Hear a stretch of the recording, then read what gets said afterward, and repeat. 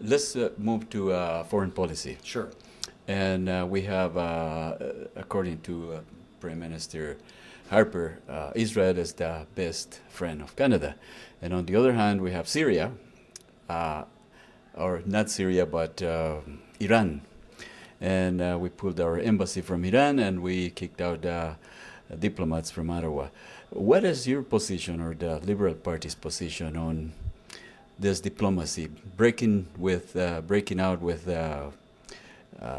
Iran and having our best friend Israel? So this is is this a question about, broadly speaking, about foreign policy, or is it a question about Israel and Iran? Specifically about those two countries. Well, let's step back a bit and talk broadly. The reality is that Canada has a geographical relationship with the world's strongest power, with the United States, has a defense relationship that is the pillar of any thoughtful Canadian foreign policy. But at the same time, as under many Liberal governments, Lester Pearson comes to mind, a Canada which is part of multilateral organizations like the UN and various bodies that allows Canada to be part of the voice for an inclusive and responsible and evidence-based world in terms of how we conduct our foreign policy.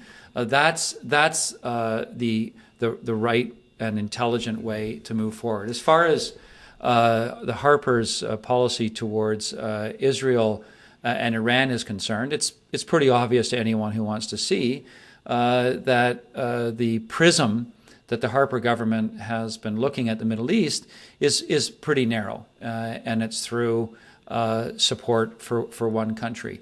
Do you agree with it, or you think that's wrong, or you justify it?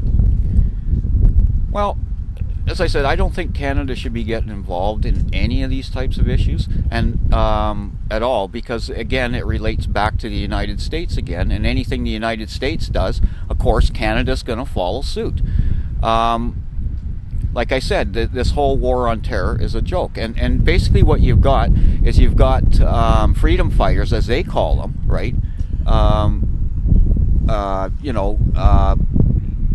Bombing, families and innocent people's lives, but I guess what I see is that Canada should not be part of any of this stuff. So should we expel the diplomats from Iran or not? No, I don't think we should. Well, I'm not in a position to really judge. Like I say, I have a deep root in the heritage of our country, but we have to do diplomacy with all sorts of horrendous kinds of people. We have to be able to talk to them, but we're not going to be fooled. And the problem with most North Americans, they're rather naive. I've lived in 6 countries, and I have some appreciation for cultural differences. Na sik gong dong wa, na hai hern gong dai hok gao sao. So I can speak some Chinese, and I have an appreciation for the different cultures. But not many Canadians do, not really, because they haven't lived in those countries like I have. Lived in Africa. So if you were elected MP, you would not criticize or give an opinion to the government about breaking relations with Iran? No, I would say we've got to talk to people. You talk to your enemies, don't you? That's the best way to stop fighting. Talk to them. But you're going to talk with a fair degree of sophistication and skepticism, because don't be fooled. There are agendas behind the agendas that you see. And like I say, I'm afraid that some of our politicians, some of our government are pretty naive when it comes to the hidden agendas of some of these countries. And so when they talk to them, they've got to remember there are hidden agendas. Yes, talk, but don't negotiate unless it's fair. Can you explain why is Israel the best friend of Canada? What I know from as a Canada here in Victoria is that I'm proud to be a Canadian. I'm proud, and I witness and watch our youth and our elders travel abroad proudly displaying a Canadian flag on their luggage. And I also know this, that Canada is seen internationally around the world as a country with open arms, that's a positive nation on the international landscape. When it comes to specific areas, what I know about that particular region is there is conflict there and has been for a long time. What I know of that region is, and how it relates to Victoria, is that our tech community and our knowledge-based community and our post-secondary education community is working and doing relationship development in that region. Recently, our provincial government just led a trade mission to Israel and has been doing it for the last 5 years, has been going there and bringing our university deans and professors and presidents, as well as our companies, because of the capability of that region. We have a free trade deal with Israel, don't we? Yes, we do. Okay. Another country on the other side of the spectrum is Iran, and we just pulled out the embassy. Can you explain why do we do that? You know, I'm not familiar with our foreign affairs activities in Iran, and I would probably be best not to answer that question because I'm not up to speed on our current situation with the Iranian government. All right.